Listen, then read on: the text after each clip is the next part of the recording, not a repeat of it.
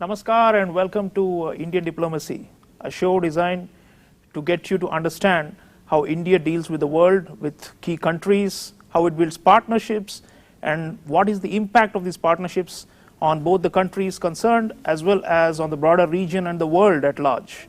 This is a show about India's rise in the world and how it's happening in a manner that benefits and creates public goods for partners as well as the rest of the world.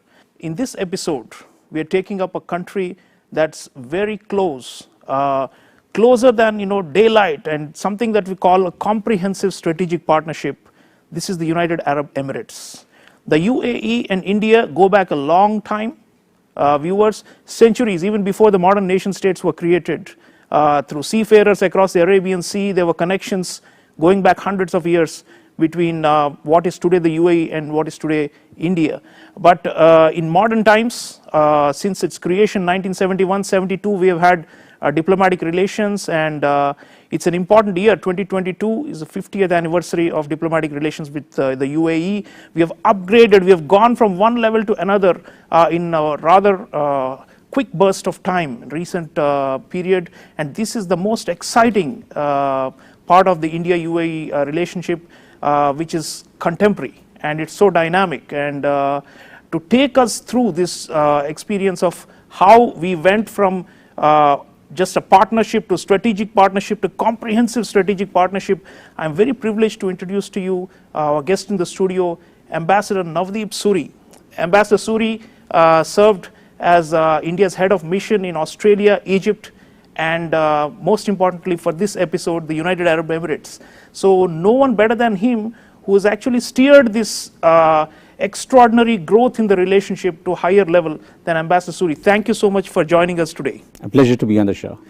Ambassador Suri, when we talk of UAE, the first thing that people, comes to people's mind is, our diaspora there. 3.4 million people. You have lived among them. You have worked with them. You have helped them with their problems, but also seen how extraordinarily capable, resourceful they are. Now, 3.4 million people, that's almost 30% of the UAE's population is just the Indian expatriate community. So that seems to me like what makes this such a special bond, like nothing like this anywhere else in the world except maybe the United States, where there are 4 million people of Indian origin. So please enlighten the viewers, Ambassador, about this core strength and our diaspora there, and what you feel and how the UAE authorities and the local Arab community has been so hospitable to our communities, and there's no insecurity. That seems quite remarkable because we are almost 1/3 of the UAE's population. We are indeed, and in fact, even though the United States probably has some more persons of Indian origin, but remember that 3.4 million Indians means pretty much every single one of them is an Indian passport holder. He or she is an Indian national. The other important thing is the way you have these layers of the Indian community. You have the humble worker who is working in construction or service industry or whatever, and the Emiratis really say that they have contributed to building their nation. These fantastic skyscrapers that you see in Dubai or in Abu Dhabi wouldn't have come up were it not for the sweat and toil of the Indian workers who have gone there. But you also have a lot of Indian professionals in banking, in finance, in real estate, in all different segments. And then what you have, thanks to the very business-friendly environment of the UAE, is a whole range of homespun billionaires now. People who are really looked up to for being entrepreneurs, for being job creators. You have Indian-owned business groups in Dubai, in Abu Dhabi that straddle the Middle East. Some whose reach goes even into Southeast Asia. And UAE is the gateway for us for the rest of West Asia and even for Africa and that whole region. We use the UAE as the base, our business community. The Emiratis have done an amazing job in positioning themselves thanks to the exceptional logistics facilities at Jebel Ali port next to Dubai, that it's really an entrepot in the true sense of the word. Just imagine that a small country like UAE, less than 10 million people, is our third largest trading partner after the United States and China. Stunning, isn't it? Many people would think that the UK or Japan or France or Germany would be larger. How many people know that our second largest destination of exports after the United States is UAE? $32 billion of exports. And that is not that the UAE absorbs all of it, but it has such an efficient infrastructure for trade that it is used to send Indian goods out to East Africa, to Central Asia, to Iran, even to Pakistan. So viewers, there you see the diaspora is really the cement that binds our two countries. There's real people-to-people linkage. You know, you rarely see that in a bilateral relationship, but India, UAE, they have that. And let's hear about other aspects of this relationship from the current Indian ambassador in Abu Dhabi, Ambassador Sanjay Sudhir. Let's listen into what he has to say. I thank Doordarshan for giving me this opportunity to share my thoughts and also for selecting the UAE as one of the first few countries to be featured in this program on India's foreign policy. There couldn't have been a more apt time to talk about India's bilateral relationship with the United Arab Emirates. This year is a very important milestone in our relationship with the UAE as we are celebrating 50 years of our diplomatic relations when UAE, which was formed in 1971, is celebrating year of the 50th. As you all know, India is also celebrating 75 years of its independence. Our two governments have built on our historical connect, our people-to-people, cultural and trade links to transform this relationship into perhaps the best in the region. Borrowing a term from cricket or perhaps golf, our relations have hit a sweet spot. Of course, our Indian community here is the backbone of the relationship. In the last 7 years, we have witnessed 5 visits at the level of Prime Minister Modi and His Highness Crown Prince of Abu Dhabi, His Highness Sheikh Mohammed bin Zayed Al Nahyan. Today, the UAE is our third largest trading partner, and India is the second largest trading partner of the UAE, with a bilateral trade hovering around $60 billion. The UAE is also the third largest source of crude imports and the second largest source of both LNG and LPG. The UAE is also the only country which has invested in India's strategic petroleum reserves. Therefore, you can see how important UAE is for our energy security. We will soon sign a comprehensive economic partnership agreement, which is expected to take bilateral trade to about $100 billion in 5 years, besides opening avenues for mutual investments and promoting services trade. Then there are challenges which go beyond our national boundaries and the region, such as issues of climate change and the very existence of our planet. There again, India and the UAE have played leading roles in the pursuit of energy transition. The shared vision for a greener planet has provided another area for close cooperation between us.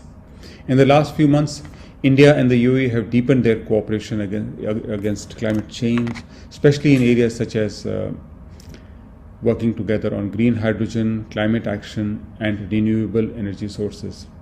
Next year, the UAE will host COP28, while India will be hosting the G20 summit. The decisions taken during these summits will shape the course of our common action towards climate change for the years to come. India and the UAE both face similar challenges and have their common desire for a peaceful and prosperous future for their people. To amplify our efforts, we have joined hands with like-minded countries in the region for greater good of our region.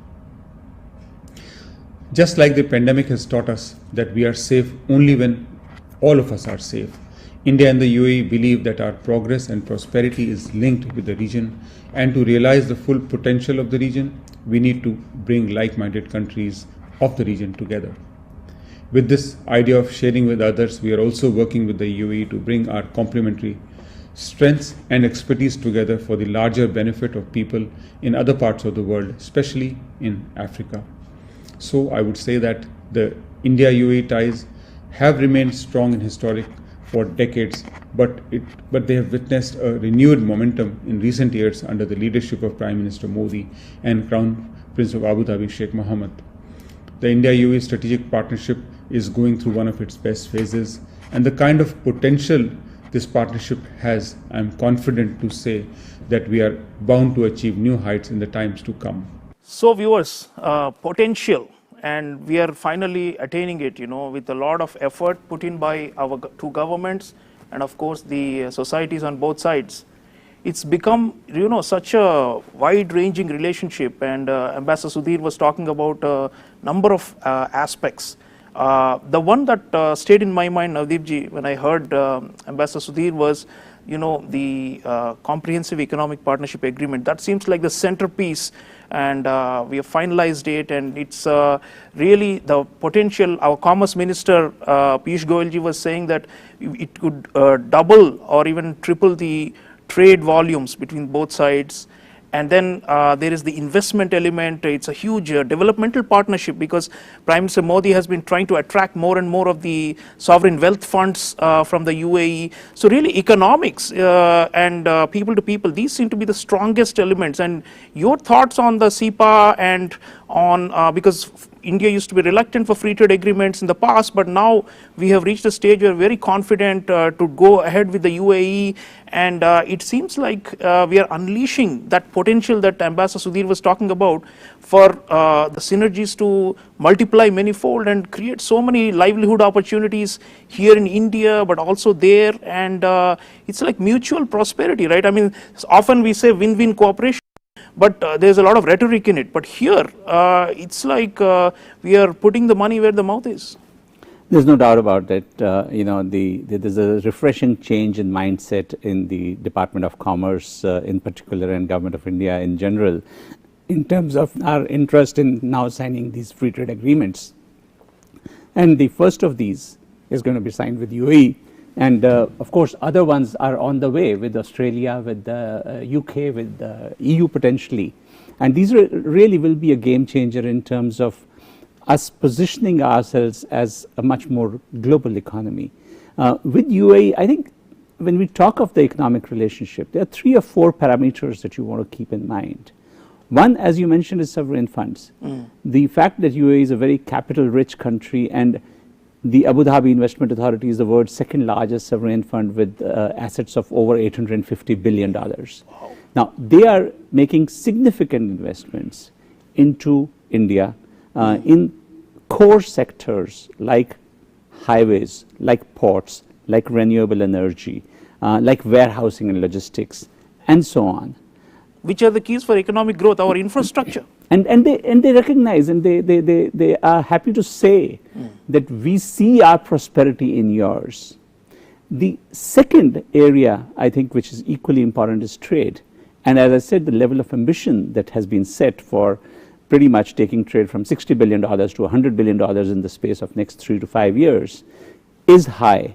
It'll be a boost to Indian exporters, and we're already talking about some very interesting concepts like creating an India Mart in Dubai, where we can, our MSME sector in particular, who don't have quite the wherewithal that the larger groups have, to showcase their products where they can be shown in retail and warehoused and back-ended by the logistics that Jabal Ali provides. There's serious discussions underway about special economic zones that offer a place to each other's businesses, to make business that much more welcoming and hospitable for our respective entrepreneurs. But beyond that, to me, what is particularly interesting was last month for the Dubai Expo, you had the visit of the Lieutenant Governor of J&K. And the first 3 major global companies to sign agreements to invest in Jammu and Kashmir were from UAE. From the UAE. You saw the Emaar Group make an announcement that they are going to set up an Emaar Mall of Srinagar, 500,000 square feet of space, possibly to be expanded into hotels and service apartments that will give a boost to tourism from that part of the world. It's an amazing, it's strategic. See, that's what we mean by strategic partnership, because, Yes. the UAE was one of the first countries to recognize that India had a legitimate interest in scrapping Article 370 and moving forward with our relationship with our own Kashmiri citizens, and they're enabling this. It's such a far-sighted thing. A Muslim country is openly saying India has a sovereign right to do what it is supposed to do for its national security, and is also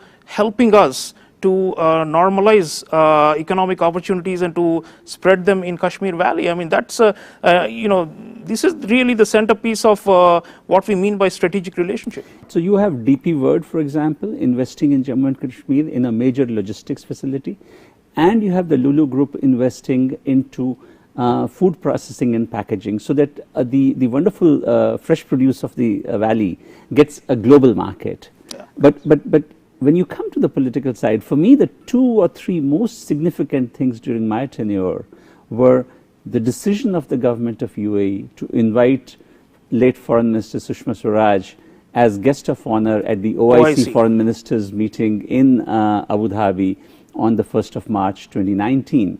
And you will recall that the Pakistanis blew hot and cold, and they protested and they threw tantrums, and the Emiratis would have none of it. They said, so this is a key point, Ambassador. I mean, the Pakistanis have always wanted to use the so-called religious factor to misguide the OIC against us, the Organization of Islamic Cooperation countries.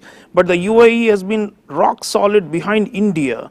So, I mean, from a UAE point of view, why are they doing this? I mean, why are they looking at India as a much bigger opportunity and as a much more credible partner than a Pakistan which is economically in doldrums and which is actually, I mean, one of the reasons, of course, is I think they're also concerned about the terrorism and the religious radicalism coming from that region. well, you've answered part of the question yourself, really, because remember, UAE itself has changed significantly post 9/11, and particularly post the abortive Arab Spring.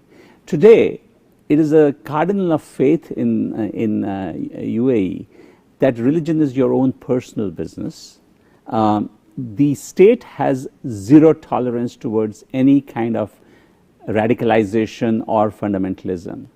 And in this new equation that you started seeing first in UAE, now in Saudi Arabia as well, what it means is that a country like Pakistan that openly harbors extremist terrorist groups becomes a problem child that has to be treated very differently. A dynamic India with its economic growth and future potential is seen as a source of strategic stability in the region. So, the choices that are being made out of an enlightened self-interest, pragmatic, of where the world is going and how they see their own position in the world today, which is as modern progressive states rather than as ones wedded to archaic or reactionary ideas of religion. Talking of the relationship and why it's gone up to another level, one of the prime push factors, of course, is the leaderships. And already Ambassador Sudhir had mentioned that this upgrade to a comprehensive strategic partnership has been enabled by the role of the top leaderships. And there's no doubt. I want to quote Anwar Gargash, one of the best known UAE doyens of foreign policy and advisor to the President of the UAE. And he says that, this relationship has shifted gears, India-UAE, thanks to the strategic direction given by the top leadership. Prime Minister Narendra Modi on the Indian side and Crown Prince of Abu Dhabi, Mohammed bin Zayed. Let's hear what these two outstanding personalities have to say about this relationship and then take the discussion forward. We regard UAE as an important partner in India's growth story. I particularly welcome UAE's interest in investing in India's infrastructure sector. We are working to connect the institutional investors in UAE with our National Investment and Infrastructure Fund. Security and defense cooperation have added growing new dimensions to our relationship. We have agreed to expand our useful cooperation in the field of defense to new areas, including in the maritime domain. Friends, His Highness and I believe that our closer ties are of importance not just to both our countries. They are also of significance to the entire neighborhood. Our convergence can help stabilize the region, and our economic partnership can be a source of regional and global prosperity.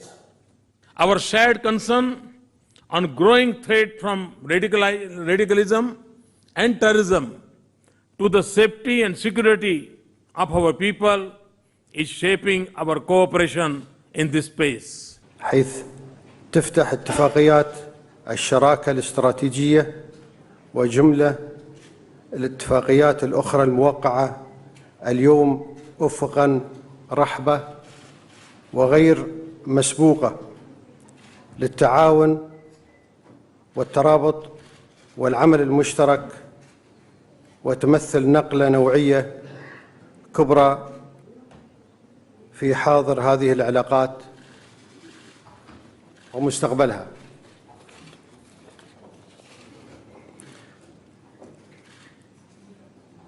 دولة رئيس وزراء جمهورية الهند الصديقة الحضور الكرام، إن دولة الإمارات العربية المتحدة بقيادة سيدي صاحب السمو الشيخ خليفة بن زايد آل نهيان رئيس الدولة حفظه الله، ترى في تطوير علاقتنا الثنائية على صعيد الاستراتيجي مكسباً مشتركاً ومهماً.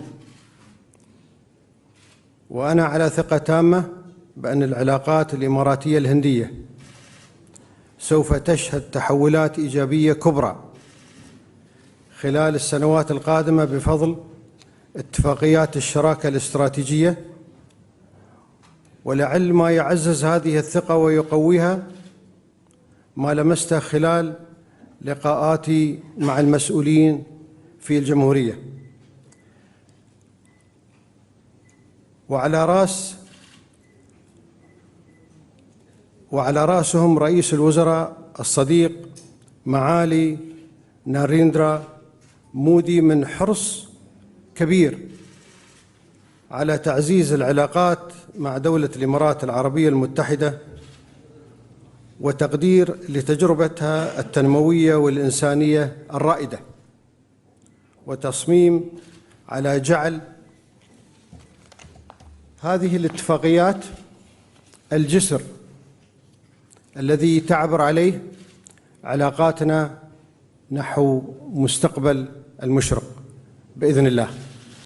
So viewers, you heard the top leaders of the two sides, and there's no doubt that they have really invested their personal diplomatic energies in making this relationship so unique and special. And Ambassador Suri, the point is 1981 was the last time an Indian Prime Minister had visited the United Arab Emirates, and Prime Minister Narendra Modi comes in 2015 first visit and is followed up with many more visits subsequently, and clearly he has invested a lot of personal energy because he saw so much potential in the UAE. And I think that was also a reason why the UAE leadership also changed its approach to India, as in not just as a place from which to source migrant workers or simply to sell oil, but something much more, important and strategic. So your thoughts on, how much this values, I mean, you've been ambassador to so many countries, including the UAE. I mean, when you're a diplomat, how much does it help when your top political leadership on both sides seems so aligned? Prime Minister Modi was given the Order of Zayed, the highest civilian honor by the UAE, and no one can forget that famous selfie of Prime Minister Modi in front of the Sheikh Zayed Mosque. So these kind of, the very close personal chemistry that you see, how much of it really helps and the work of our diplomats? It's a huge boost to our diplomacy. The Prime Minister has invested personally energy, effort, resources into this relationship. He has made 3 visits, and a 4th one is in the offing soon, as I hear. So, it varies from country to country, I guess. But in a country like UAE, which has a very strong monarchy, there's no substitute to relationship between the top leaders. And so when you neglect that relationship, as we did unfortunately for 34 long years, there is a loss out of it. On the other hand, once the Prime Minister and the Crown Prince of Abu Dhabi have given directions down the system, it's amazing how the wheels really start turning when diplomats like us, who are uniquely focused on the bilateral relationship, try and get things done.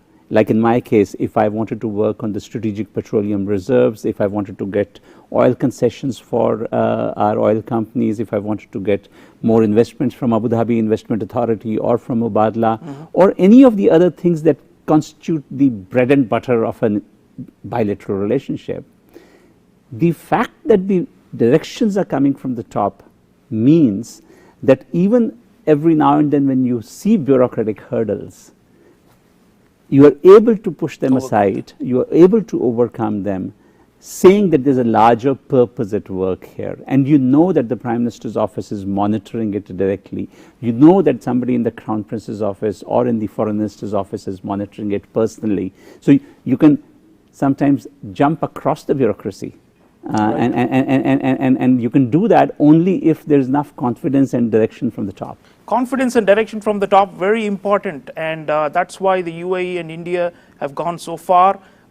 Lately, they have even entered a kind of a quadripartite forum with the US and Israel called I2U2, India, Israel, UAE and USA. We'll see what comes of it. It is meant to channelize economic linkages across the region as the UAE and other Sunni Arab monarchies open up to Israel. So a lot of, you heard, viewers, that there is a broader regional ramifications to this relationship. So it's a strategic partnership in that sense also. It's not just between UAE and India. It's got wider implications for security and stability and prosperity in the region. A lot more to talk about India and the UAE, but unfortunately we are out of time. But I want to thank Ambassador Navdeep Suri for sparing his time for us and for enlightening all of us. And let's keep thinking about India's relations with key countries around the world. Indian diplomacy is meant to be your window to what India does and how it is shaping and reshaping regional and global orders, and also creating concrete opportunities for people on all sides. So thank you very much, viewers, for tuning into Indian diplomacy. I'll be back again with another country which is key and important to India in the next episode.